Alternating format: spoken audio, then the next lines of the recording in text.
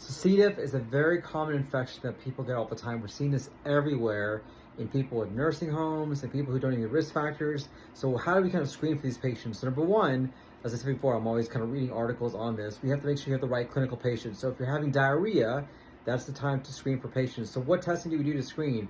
We want to try to capture as many patients as we can. So we want to test this very highly sensitive. So there's two tests for that, the GDH test or the NAAT test. You know, the lab sometimes do one or the other. This is a great screening test because it can capture a lot of the patients who may have C. diff.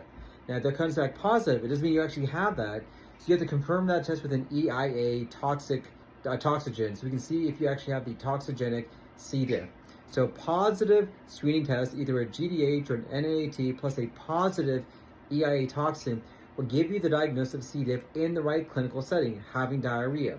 Now, if you have a positive GDH or positive NAAT, but a negative toxin, but you still have clinical suspicions, it is very reasonable to go and treat them as if they have C. diff. So these are typically the guidelines we recommend when it comes to diagnosing and treating somebody with C. diff infection or not.